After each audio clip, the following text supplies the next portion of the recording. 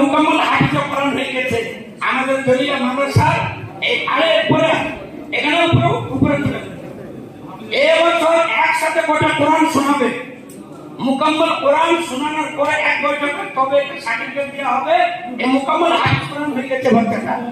হ্যাঁ, বয়স কত? 10 না 9 বছর বয়স হয়েছে। আর এর একটা ছোট আছে 8 বছর বয়স, ও 18 পর হাফিজ হয়ে গেছে।